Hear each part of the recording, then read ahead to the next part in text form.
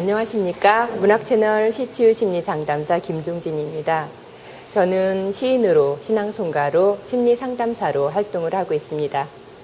오늘 아침에 늦게 일어나서 화장실로 가는 아들에게 따뜻한 물 한 컵을 주면서 물었습니다. 아들아, 세상에서 가장 사랑하는 사람이 누구니? 참고로 제 아들은 27살이고요. 결혼을 약속한 여자친구가 있습니다. 아들은 물 한 컵을 먹더니 엄마요 라고 대답을 하더라고요. 여러분도 저도 그 사실을 믿지는 않죠. 여자친구가 있다니까요. 그래서 바로 옆에 있는 남편에게 물었습니다. 남편, 눈치 빠른 남편은 당신이지 라고 대답을 하더라고요. 그래서 제가 아들에게 말했어요. 아들아, 이 세상에서 가장 엄마가 사랑하는 사람은 미안하지만 너는 아니야. 누구냐면, 여러분 궁금하시죠? 누구냐면 제가 신앙송을 하고 말씀을 드리겠습니다. 오늘은 정우승 선생님의 내가 사랑하는 사람입니다.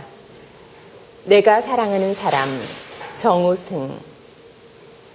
나는 그늘이 없는 사람을 사랑하지 않는다. 나는 그늘을 사랑하지 않는 사람을 사랑하지 않는다. 나는 한 그루 나무의 그늘이 된 사람을 사랑한다. 햇빛도 그늘이 없으면 맑고 눈이 부시다. 나무 그늘에 앉아 나뭇잎 사이로 반짝이는 햇살을 바라보면 세상은 그 얼마나 아름다운가. 나는 눈물이 없는 사람을 사랑하지 않는다. 나는 눈물을 사랑하지 않는 사람을 사랑하지 않는다. 나는 한 방울 눈물이 된 사람을 사랑한다. 기쁨도 눈물이 없으면 기쁨이 아니다. 사랑도 눈물 없는 사랑이 어디 있는가. 나무 그늘에 앉아 다른 사람의 눈물을 닦아주는 사람의 모습은 그 얼마나 고요한 아름다움인가.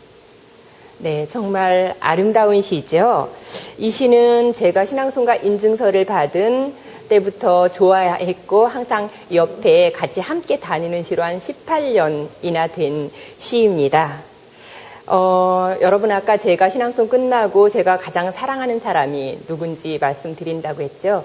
제가 세상에서 가장 사랑하는 사람은 남편은 아니고요. 저 자신입니다. 아들에게 말했어요. 엄마는 엄마를 제일 사랑해. 너는 이 세상에서 누구를 가장 사랑하니? 저요 하고 씩 웃으면서 물을 먹더라고요. 하루에 한 컵도 물을 안 먹는 아들이 안타까워가지고 제가 한 말이에요. 물 좀 잘 마셨으면 하는 생각입니다. 여러분은 세상에서 누구를 가장 좋아하시나요? 사랑하시나요? 여러분 자신이라고요? 그러면 두 번째로 사랑하는 사람은 누구인가요? 한 번에 딱 떠오르는 사람 있으십니까? 정우승 시인이 이 시에서 가장 사랑하는 사람은 자기의 그늘을 사랑하고 자기의 눈물을 사랑하는 사람이라고 했고요. 그래서 이 시를 쓰셨다고 했습니다. 그럼 여러분이 좋아하는 사람은 어떤 사람입니까? 여러분이 가장 사랑하는 사람은 어떤 사람입니까? 좋아하는 것과 사랑하는 것의 차이는 있습니다. 좋아하는 마음의 주인은 나 자신이고요. 사랑하는 마음의 주인은 상대방입니다. 그래서 좋아하는 것에는 희생과 봉사가 따라야 합니다. 사랑하면 내가 행복해졌으면 하는 마음보다는 상대방이 행복해지기를 바랍니다.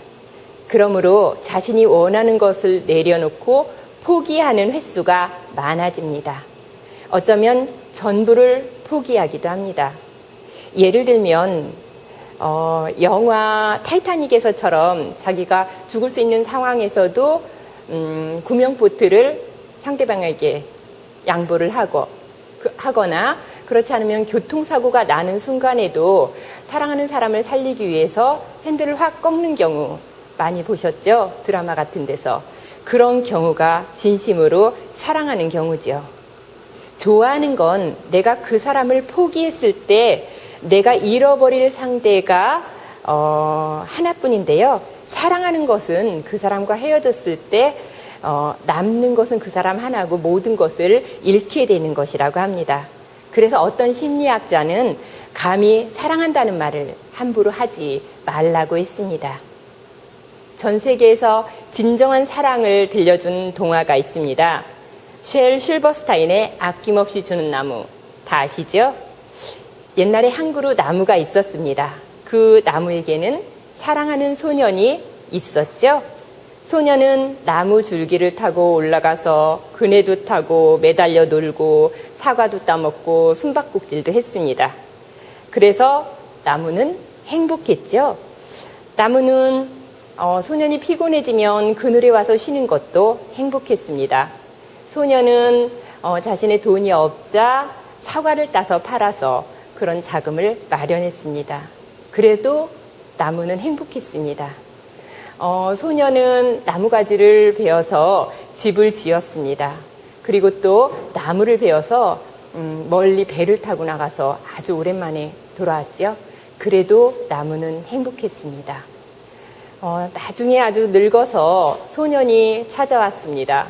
그런데 나무는 자기의 다 휘어진 그 밑둥을 반듯하게 내어서 소년을 그 자리에 앉게 해 주었습니다. 참 진정한 사랑을 이야기한 동화인데요. 제가 초등학교 때 삼촌께서 책 2권을 사다 주셨는데 꽃들에게 희망을, 그리고 이 책인데요. 꽃들에게 희망을은 벌레가 막 움직이는 장면이 많아서 제가 바로 그 자리에서 기절을 하고 책꽂이에서 나오지를 못했던 책이고요. 이 아낌없이 주는 나무는 초등학교 저학년 때 받아서 그런지 제가 이해력이 부족해서 그런지 여러 번 읽어도 무슨 뜻인지 잘 모르겠더라고요. 그리고 헷갈렸어요. 어떤 때는 나무가 행복해 보였고 어떤 때는 소년이 행복해 보이기도 했거든요. 읽을 때마다 다른 마음이 생겨서 왜 그런가 그랬더니 양쪽, 불행과 행복의 양면을 보고 있었습니다. 제가 한 중학교 때쯤 가서 이것이 가장 진정한 사랑 이야기구나. 부모님의 사랑 한도 끝도 없이 주는 그런 사랑이구나 하는 것을 느꼈습니다. 어떤 분은 이 동화처럼 다 퍼주기만 하는 그런 사랑은 독립심을 키우지 못한다고 합니다. 기대고 의지만 하게 돼서 자기 주체적으로 할 수 있는 힘을 잃게 된다는 것이지요. 이 동화에 명대사가 있습니다. 너에게 더 줄 게 있으면 좋겠는데 내게 남은 것은 이 밑둥뿐이야. 아무것도 없어. 미안해. 여러분은 어떠세요? 모든 걸 다 주고도 미안하다고 말할 수 있습니까? 사랑한다면서 시기하고 질투하고 미워하고 여러분 자신에게 맞추기를 바라고 투사하고 합리화하고 그런 사람들이 상담실을 찾아왔을 때 저는 정우승 선생님의 내가 사랑하는 사람을 읽어주거나 아니면은 이 쉘 실버스타인의 아낌없이 주는 나무 이야기를 해줍니다. 그리고 좋아하는 것과 사랑하는 것의 차이, 그 글을 주면서 큰 소리로 읽어보게 합니다. 내담자들은 한참 소리내서 읽다가 입가에 미소를 짓습니다. 자기 내면 안에 그 사람을 좋아하기보다는 사랑하는 것보다는 상대방에게 사랑받고 싶은 그런 생각을 더 한다는 것을 스스로 깨닫기 때문이죠. 사랑하는 것은 자신의 목숨을 내놓을 수 있어야 합니다. 그리고 다 주고도 줄 것이 없다고 미안해하는 것이 사랑이죠.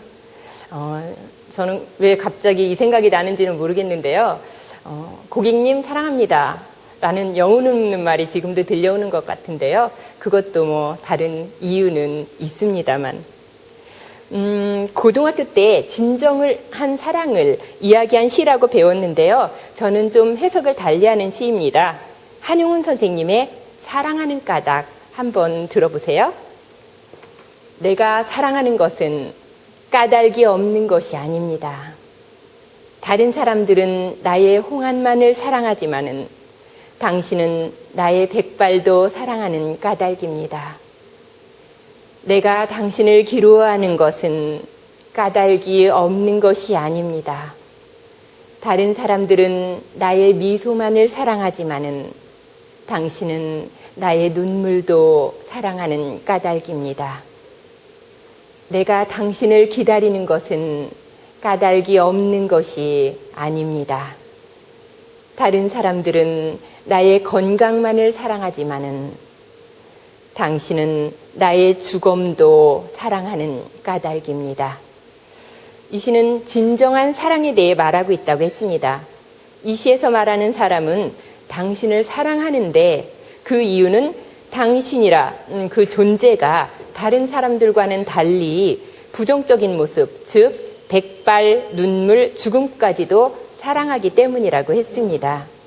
이를 통해서 조건 없는 사랑, 다시 말해서 대상을 있는 그대로 받아들이는 사랑이 진정한 사랑임을 표현하고 있는데요. 자세히 보면 내가 당신을 사랑하는 것은 까닭이 있어서라고 말을 했습니다. 당신이 나의 백발도 눈물도 그리고 죽음도 사랑하기 때문에 내가 당신을 사랑한다는 것이지요. 이유가 있는 사랑이라는 면에서 무조건적인 사랑보다는 약하다는 생각이 듭니다. 내가 당신을 향하는 마음으로 바꾼다면 좀 더 깊이가 있을 것 같습니다. 사랑하는 사람이 이랬으면 좋고 저랬으면 좋겠고 내 안에서 규정을 짓는다면 그것은 사랑이 아닙니다. 이렇게 해주기를 바라고 그렇게 되기를 바라고 그런 것은 진정한 사랑이 아닙니다. 사랑은 상대의 모든 것을 인정하고 수용하는 것이지 어떻게 되기를 바라고 변하기를 바라는 것은 아니기 때문입니다. 젊거나 늙었거나 행복하거나 불행하거나 슬프거나 기쁘거나 살아있거나 죽었거나 있는 그대로를 사랑해야 합니다. 당신은 사랑받기 위해 태어난 사람이고 나는 사랑하기 위해서 태어난 사람이라고 하면 어떨까요? 시를 읽으면서 느낌이 오는 시어를 몇 개 적어 두시고 연상되는 것들을 떠올리기 바랍니다. 연상 기법이라고 하는데요. 대부분의 사람들이 1차 연상에서는 비슷한 낱말들을 말을 합니다. 그런데 2차 연상에서는 우리들이 상상할 수 없는 어떤 그런 단어들이 나오기도 하는데요. 정우승 선생님의 시에서 햇빛 그리고 그늘 하면 연상되는 것들이 여러분은 어떠십니까? 저는 햇빛 하면 뜨거움이 연상이 되고요. 그늘 하면 시원함이 연상이 됩니다. 저는 햇빛 알레르기가 있어서 그런지 그늘 좀 좋아하는 편입니다. 그렇다고 그늘에서 계속 있으면 우울감과 또 어두움이 몰려오겠죠. 햇빛에서만 계속 살거나 햇빛에만 계속 있다면 그것도 뜨거워서 싫어질 수 있습니다. 그래서 우리는 계절에 따라서 상황에 따라서 그런 것들이 달라질 텐데요. 어느 쪽으로도 치우치지 않는 중정의 마음, 그런 것이 어쩌면 진정한 사랑의 마음이 아닐까 생각을 합니다. 2차 연상은 사람마다 차이가 있습니다. 어떤 분은 햇빛을 2차 연상했을 때 못 있잖아요. 망치로 박을 때 그 못을 2차 연상으로 하신 분도 있고 어떤 분은 소금, 어떤 분은 컴퓨터라고 얘기도 했고 어떤 분은 양이라는 분도 계셨어요. 그러니까 우리가 상상할 수 없는 그런 것들이죠. 그분들의 경험이나 환경 그런 것들이 그런 낱말들을 이끌어낸 것입니다. 그 안에는 깊은 사연이나 추억이나 또 깊은 상처가 있을 수 있습니다. 아니면 아픔이나 기쁨이나 위로가 있을 수 있겠죠. 오늘은 진정한 사랑의 시 2편과 그리고 동화 1편을 여러분과 함께 이야기를 나눠봤습니다. 오늘도 여러분 마음에 행복한 그리고 사랑의 마음이 가득하시길 바랍니다. 지금까지 김중진의 시치유, 시에서 행복찾기였습니다. 다음 시간에는 김춘수 시인님의 꽃으로 찾아뵙겠습니다. 여러분 고맙습니다.